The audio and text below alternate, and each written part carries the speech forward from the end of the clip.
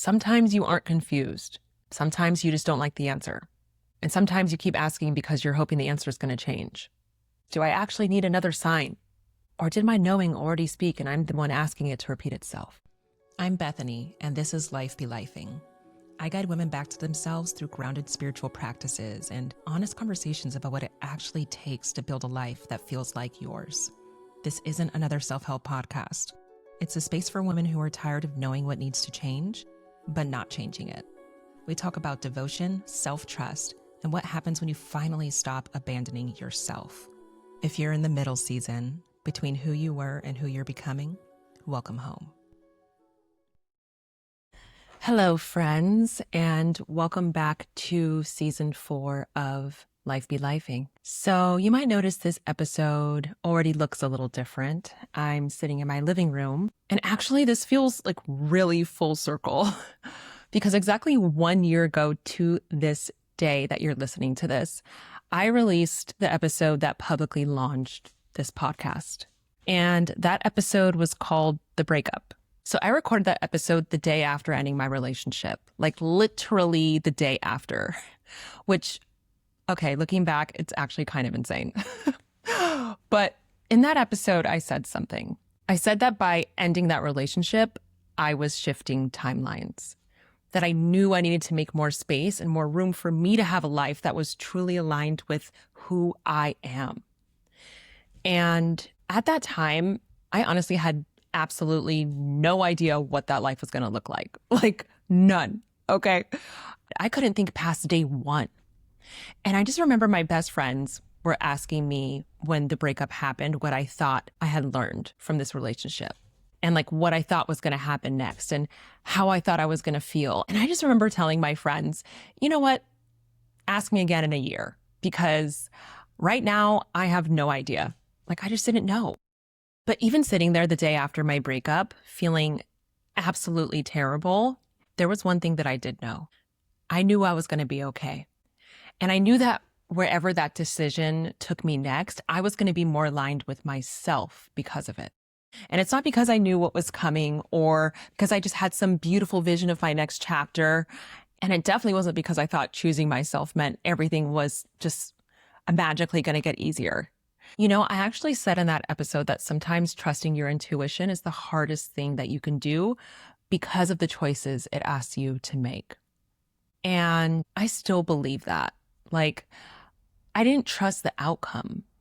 I trusted myself. And I think that that's an important distinction because sometimes we think trusting ourselves means knowing how everything is going to turn out, right? Like, okay, universe, show me exactly what's going to happen after I make this decision, and then I'll make it. But that's not actually how it ever works. No, I didn't have that. Okay.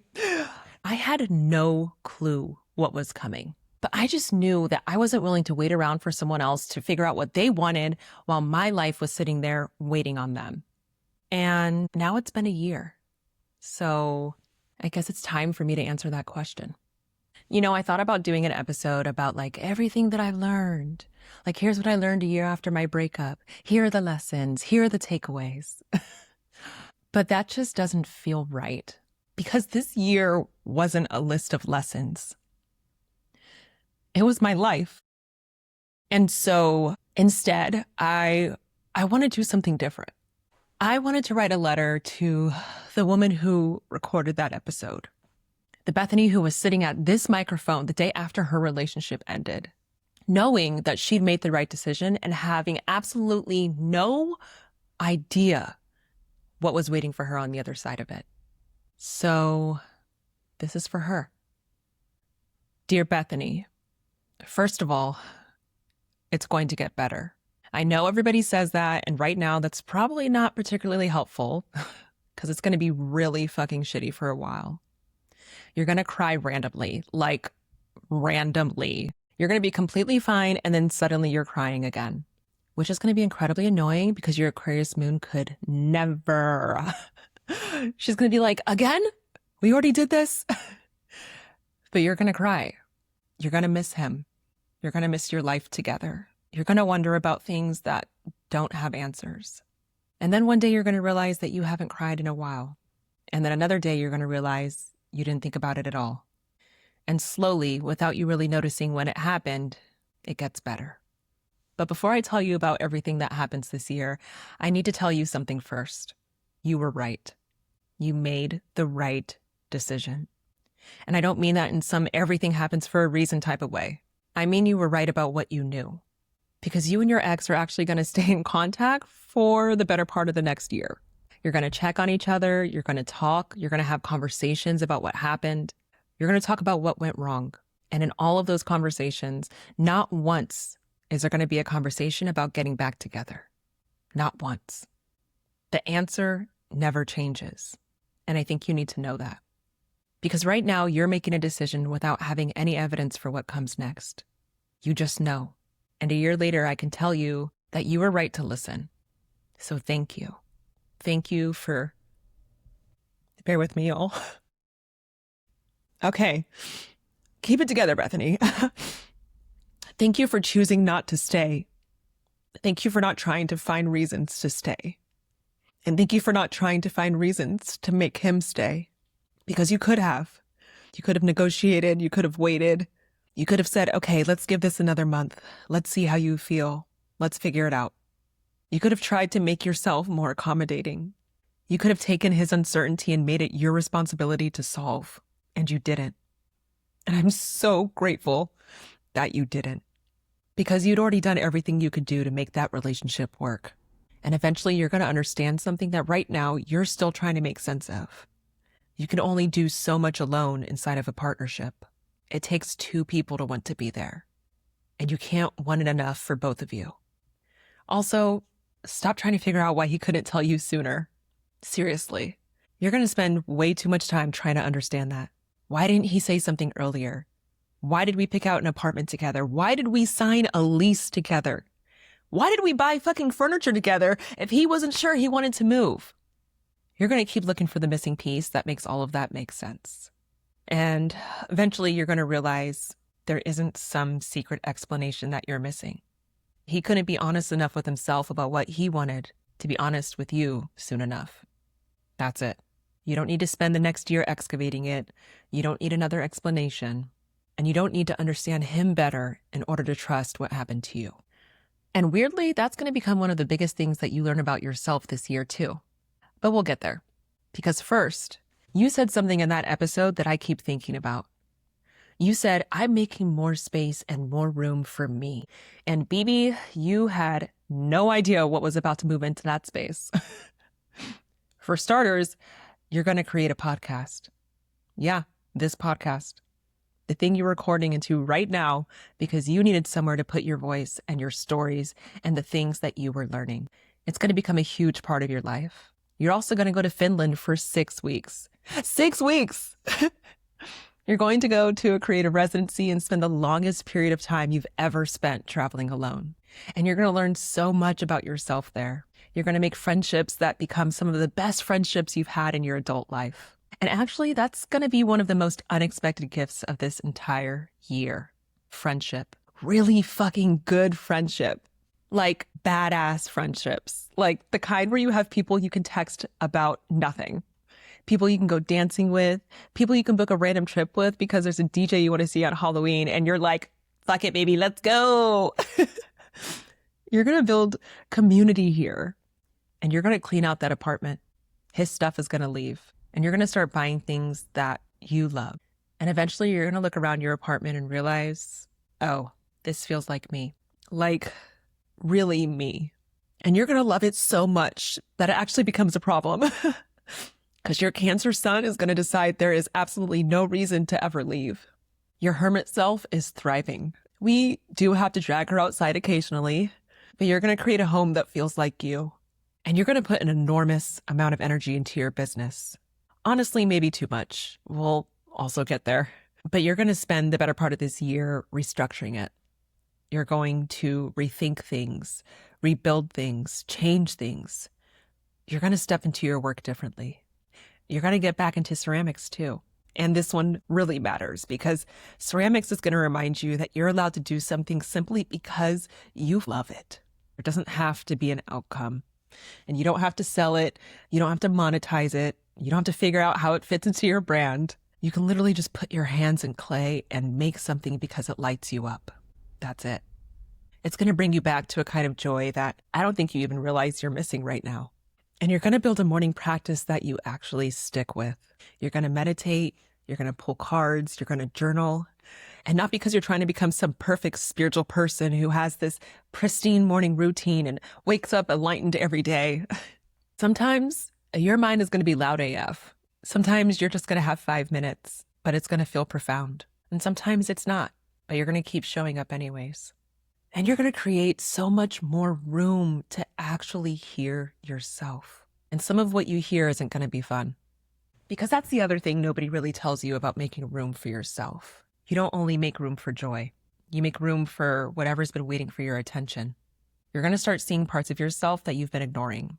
And you're going to realize there are experiences from years ago that you're still carrying. Things that you thought you'd moved past. Old stories, old pain, things that are still heavy on your heart in ways that you didn't necessarily realize. And you're finally going to have enough space to look at them, to heal them, to let some of them go. So when you say you're making room for yourself, you don't actually know what that means yet. Because I think part of you thinks you're making room for whatever life comes next. But a year later, I think I understand it differently. What moves into that space is more of you, your voice, your creativity, your friendships, your spirituality, your grief, your healing, your home, your joy, your work, your mistakes, your life. Ending the relationship doesn't create a new Bethany. It creates enough room for the Bethany who's already there to become a lot harder to ignore. But plot twist, ending one relationship where you were abandoning yourself does not magically turn you into a person who never abandons herself again. Sorry about it. Would have been convenient, not how it works. You're going to get really into your business. And I mean like really into it. There's going to be nights when you're working on your website until 2, 3 in the morning. 2 in the morning. Tweaking things, refining things, moving things around, changing copy, changing something again. Working on parts of that website that I promise you almost nobody on earth is going to notice except for you. And there are going to be entire days where you stay inside the apartment and work and work and work. And you're going to tell yourself it's because you're building something. And you are building something. But eventually you're going to have to be ugly honest with yourself, like brutally honest, and admit that you missed parts of your own life while you were building it. And that's going to hurt a little. Because you left a relationship partly because you knew that you needed room to have a life that felt more like yours. And then sometimes your business moved directly into that vacancy. Different scenario, same exact move. Your life became secondary to the thing that you were trying to make work. And you're going to have to catch yourself doing that. You're going to have to ask, what am I building all of this for if I don't actually have time to live? And that's going to change what you want. Oh, and dating? Jesus Christ. Okay, first of all, do not date immediately. Like, I'm serious. Please don't do it. I know you're probably going to ignore me because apparently this is part of our personality. But you need more time alone than you think you do. Because you're going to meet someone who is basically ready to put a ring on it. And you're going to have the deeply awkward, intense, inconvenient realization of, oh shit, I am absolutely not ready for another relationship. So maybe just sit this one out for a minute. Just be alone. You're actually going to really like being alone. And when you do start dating here and there, you're going to notice something else. Best believe you're still going to be doing things for the plot. Because apparently we're still doing that. You're going to know pretty quickly that something isn't aligned, and you're still going to think, let's just see what happens.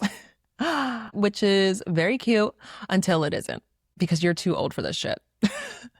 Eventually, it's not even fun anymore.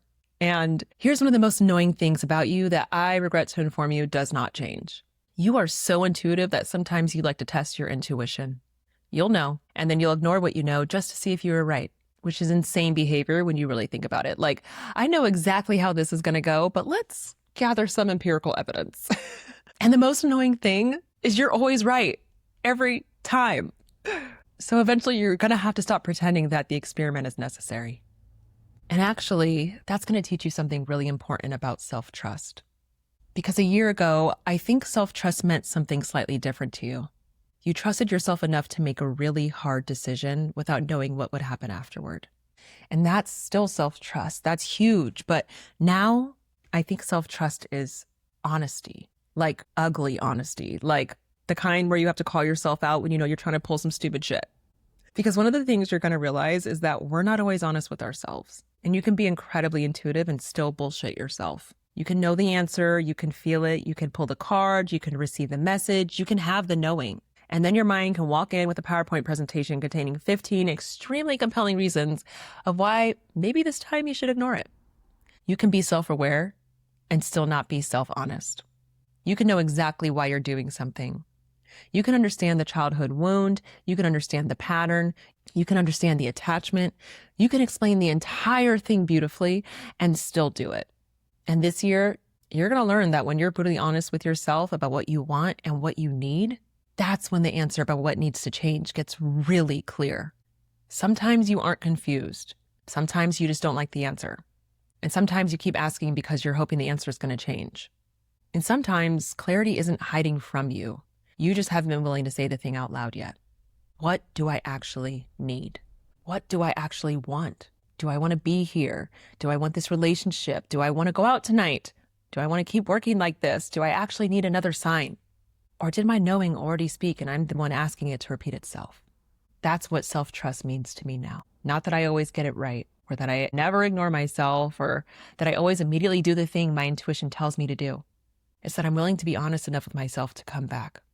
And hopefully a little faster every time. And I need to tell you something else. Because I don't want to turn this year into a pretty story where you leave a relationship and you choose yourself and you travel to Finland and you make beautiful friends and you find ceramics again and you build a gorgeous apartment and live happily ever after. That's not the whole story. Choosing yourself costs you something. It costs you your best friend. And you're going to miss him. You're going to miss having someone who knows you. You're going to miss the person who cheers you on and pushes you in your work and challenges you to grow into the leader he knows you're capable of being. You're going to miss having someone you can randomly text in the middle of the day about absolutely nothing. And yes, you're going to build friendships here where you can do that. Beautiful friendships. But you're going to realize it's different when it's your romantic partner. And you're going to miss the mundane things more than you expect. Sunday mornings, going to a coffee shop together, working on your goals, going grocery shopping, trying somewhere new for lunch, walking around your neighborhood. Nothing exciting. It's just life. You're going to miss having somebody beside you for the boring little pieces. And I need you to know that missing those things doesn't mean you made the wrong decision. Because this wasn't a terrible relationship. He wasn't even a bad person. Actually, this was the healthiest relationship that you've ever had.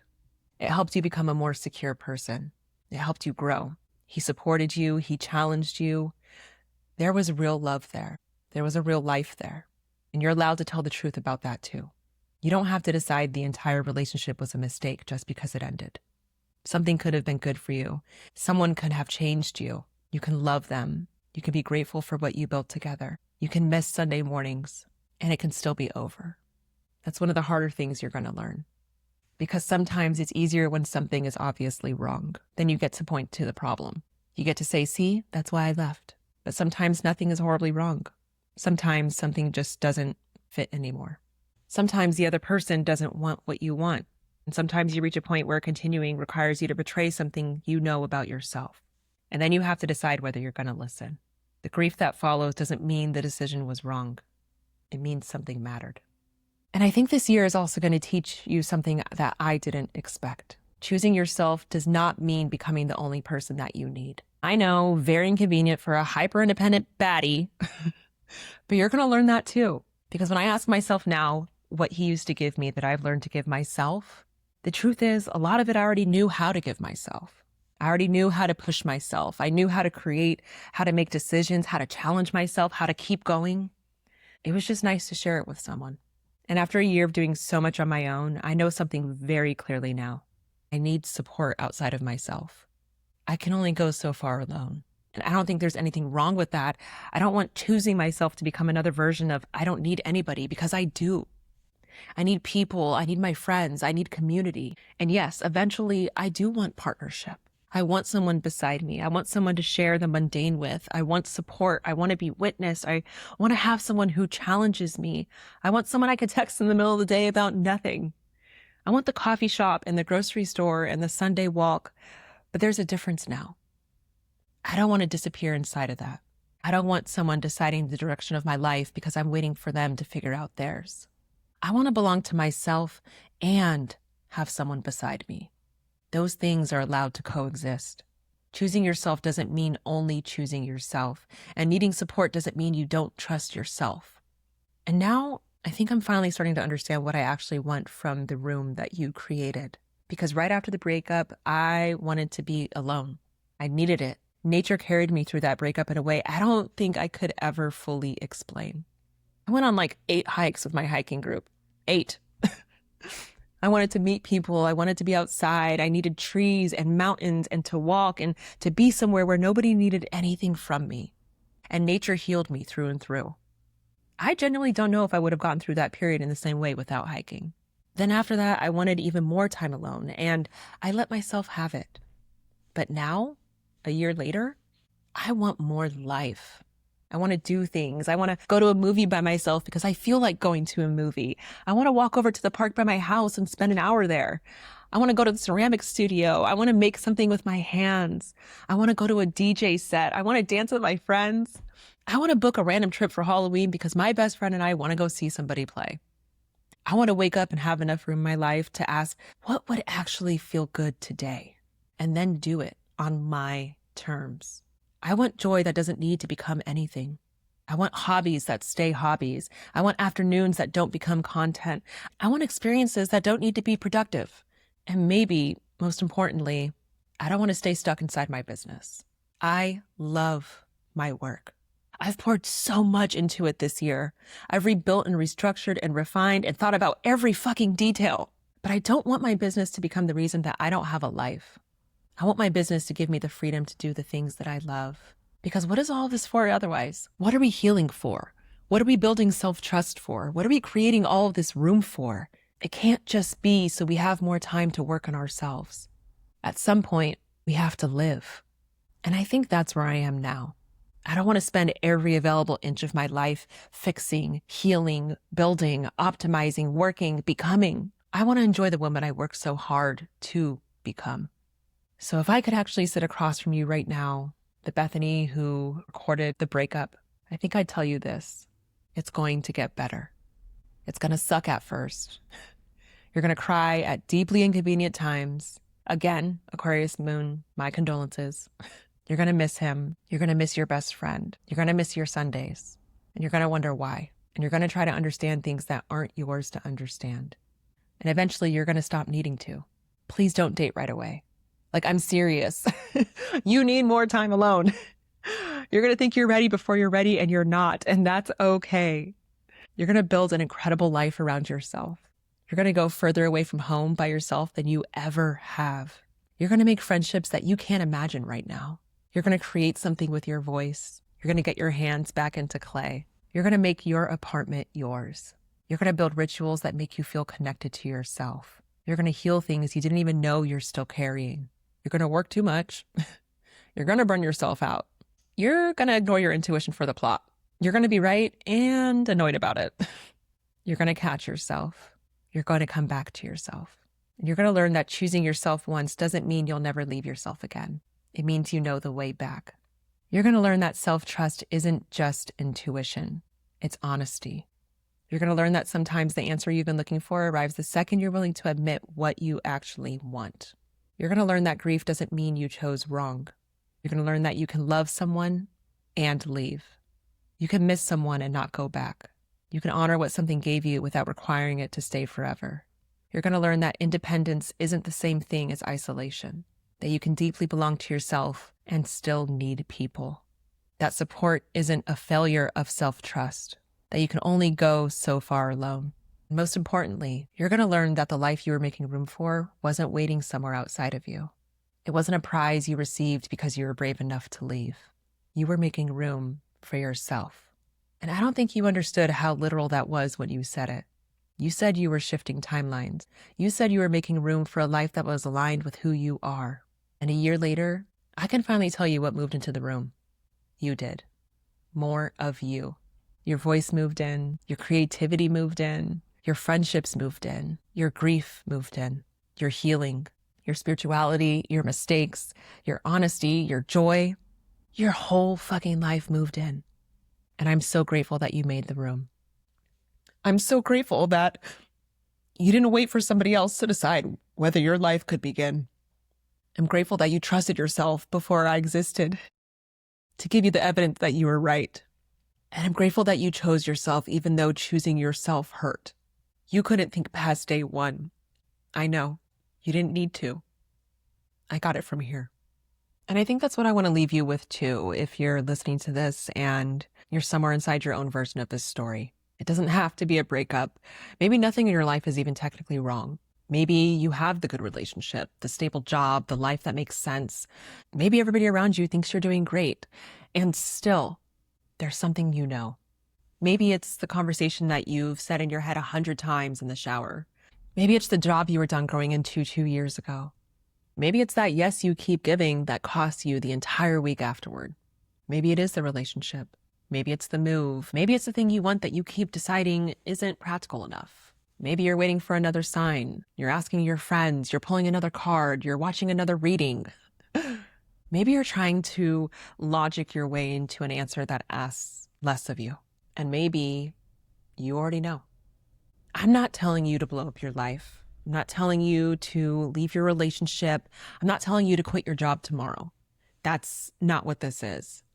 I'm asking you to be honest, ugly honest, brutally honest. What do you actually want? What do you actually need? Where have you been leaving yourself out of the equation?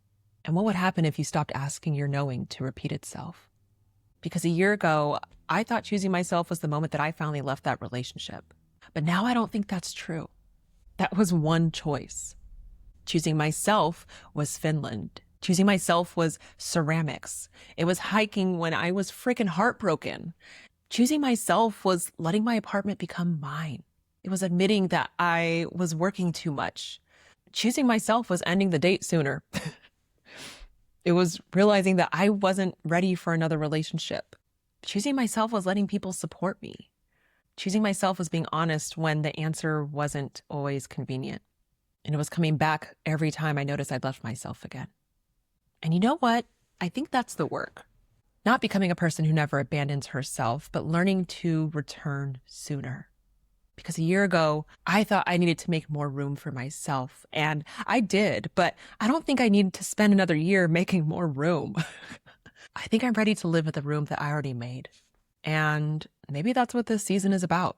Less doing the work and just constantly trying to fix ourselves, and less waiting until we've healed enough or grown enough or figured enough out to finally participate in our own damn lives. Maybe it's just more honesty, more choosing, more returning, more actually living. So here's to season 4.